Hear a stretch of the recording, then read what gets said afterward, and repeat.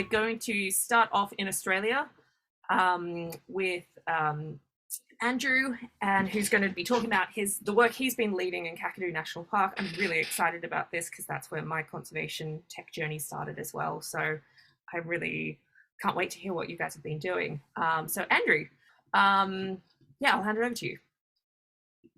Thanks, Stephanie. And thanks for inviting me. I'm actually so excited to be here. Seems like a really awesome community that was Dan Morris actually kindly introduced me to. So my name's Andrew. I'm from the Australian Government Department of Climate Change, Energy, Environment and Water. And all the work I'm talking about today was done by the supervising scientist, which is a branch within that department. So yeah, I'm going to be talking about how we're using drones, underwater cameras, AI to monitor freshwater fish assemblages up in Kakadu National Park. And I've sort of kept it at a high level, so I'll drop my contact details in the chat after if anyone wants to dive a little bit deeper.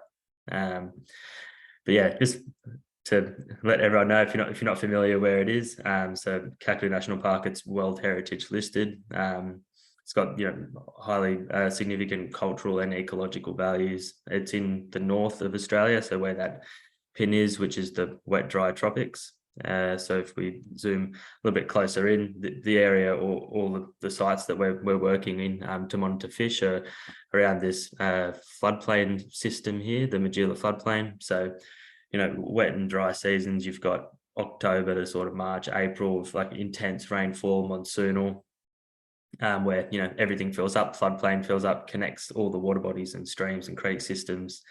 You get this large migration of fish and resources into the system during the wet, and everything's moving around.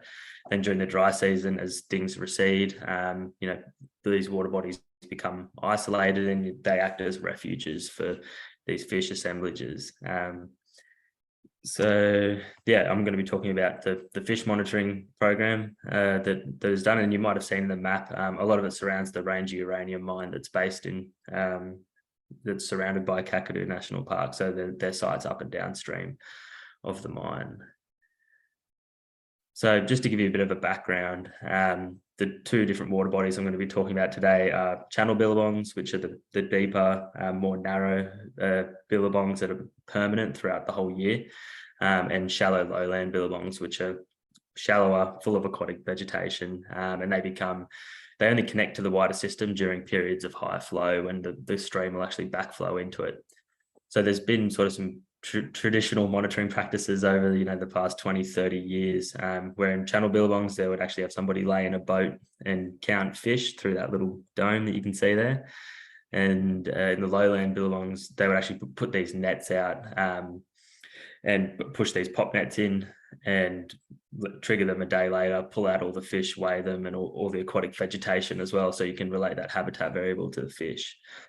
But for obvious reasons, this big crocodile in the middle, it's no longer safe to do that. So about 5 years ago, they transitioned to a new method of measuring the fish assemblage and the aquatic vegetation. So following what's pretty established in marine ecosystems is using underwater cameras in these freshwater tropical billabongs. So putting a GoPro on a stand, deploying it in benthic and surface locations to get different fish assemblages within the water column. And then, just moving over to that method, subsequently capturing, 300 plus hours of video a year. That was sort of my job when I first started to, sit in front of a computer screen, identify all the fish species that you would count and count how many there were. So, moving on from that and saying, this is going to become a backlog of, human time and also skill set in the taxonomy and being able to identify fish. How can we, automate that process and try and get a machine to do it? And that's where we really kicked off our project, which we've called WILDLABS.NET, which is, trying to get AI to identify fish and give me some time back in the day.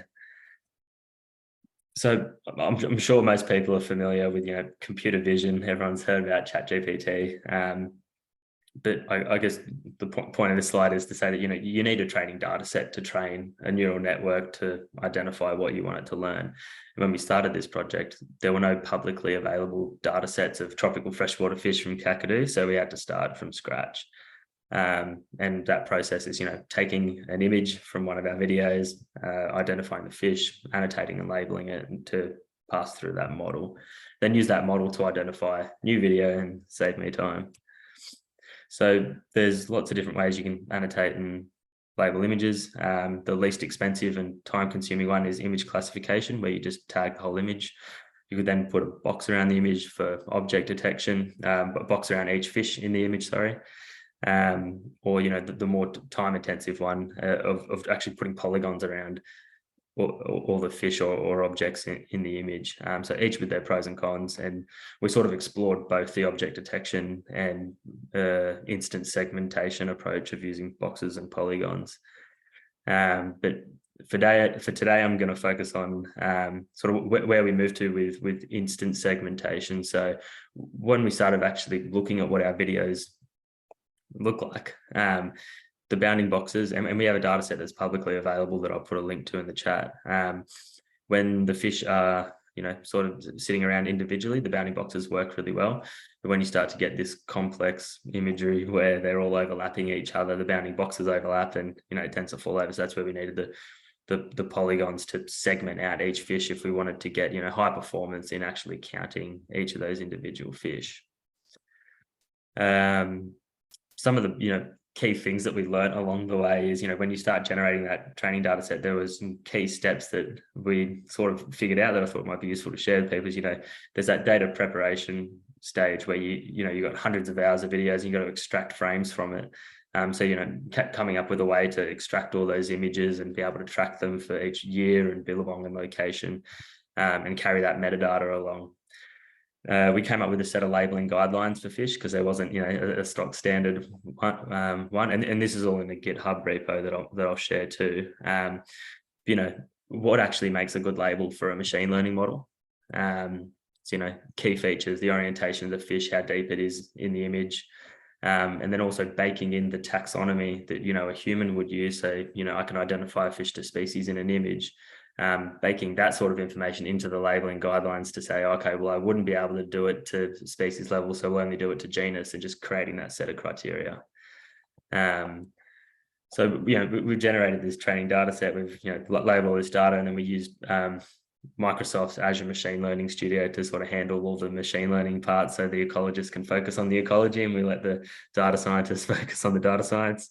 But essentially, we've come to this place where we have, a workflow that we can take that model, we get new videos, to say our 300 hours of videos from the field, and we can put it into a storage account and then spin up multiple virtual machines in the cloud to, get 500,000 frames analyzed by a model, write it all back to a database, and then, do our analysis, which is, really nice place to be in.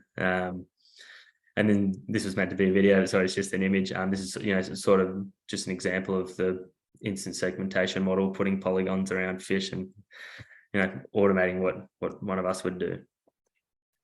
So moving on from fish, I mentioned, aquatic vegetation. So, you're putting a camera out, and it's really important to know what the habitat is of that fish assemblage that you're characterizing, for one, to understand, any changes in fish assemblages related to water quality, or are they related to changes in habitat? So, a traditional approach with those nets would be to, get this slither along the edge of the bank of the billabong, and, get replicates and get a sample, a representative sample of the site. But we moved to using drones with multi-spectral sensors. So now, I think most people are familiar. You can go to the shop and buy a drone from relatively cheap, or you can go and buy these multi-spectral sensors that are a little bit different. They got, like this one in the picture here has got 6 lenses that have different wavelengths in them. So what does that look like? So the latest one we're using is an agro wing sensor with on a Sony A7R camera, and what you get is you get this picture that's in the middle, and then post-processing you can actually do different band ratios to take those 6 images and get 14 bands of the one image across the blue, green, red edge and near infrared spectrums. So you can stack all those 14 images on top of each other, and you've got all these 14 different bands that are useful for extracting different things from the image.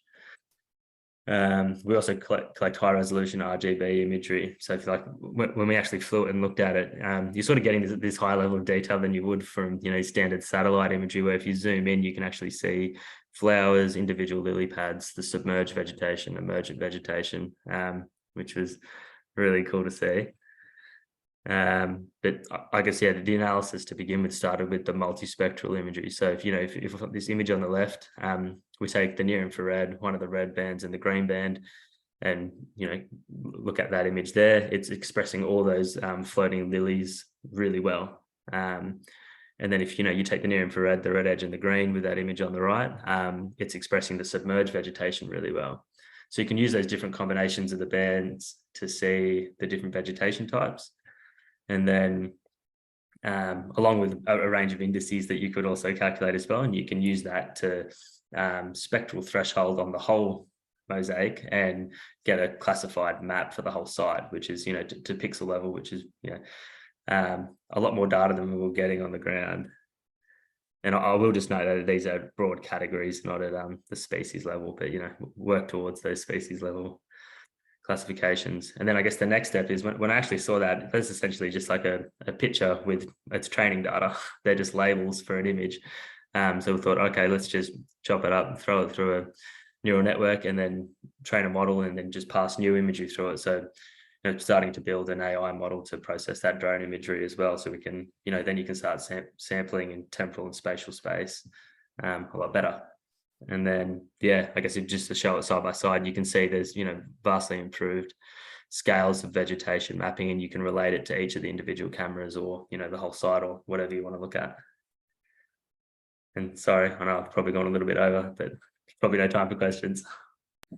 Slightly over, but it was we respect it when it's a really interesting project, and you guys are doing such, like, there are so many different aspects of the technology layers that you're exploring. Are you, my question is kind of a bit random, but are you a government employee?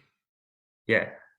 So I'm fascinated that that part of your work is like pushing the boundaries so far with the different technologies. However, well, I feel like I should ask you at least one question. What I would love to know is, like, what are you most excited about the next steps of these projects, of how you're applying technology, whether it's the drone remote sensing stuff, or with the fish AI work? I guess with everything I've presented today, that was sort of, you know, where we first entered into, and what I haven't shown is where we actually have gone on to. So we've so that was all single camera stuff. So we've actually just run a little bit of a sprint project to get a stereo camera design, and then get the AI model to, you know, hit both the stereo cameras and then get biomass estimates, which is, yeah, cool to automate that, because that's, you know, twice the amount of data, and a whole new metric of measuring abundance with the cameras that we're not getting with the single stuff. And then I guess being able to pick up, so that AI model I was showing, it's actually been applied in the base model weights for the fish has been applied in so many different areas, from identifying imported fish in bags at the border to in aquaculture farms for fish, counting, moving between ponds. You can just pick it up and you can use it anywhere. It doesn't need to be fresh water. So I think that's the most exciting thing, is just seeing, once you invest a bit of time to get these models up and running, they can be applied anywhere, any domain that's, you know, any other other part of the world, you know, related to fish or vegetation or anything. Amazing. Thank you so much for your talk and sharing. And are you on Wild Labs? Are you okay with people popping? We'll start a thread, but if people have questions, you're okay with people popping you messages? Yeah. Sounds good. Amazing. Thanks, Andrew.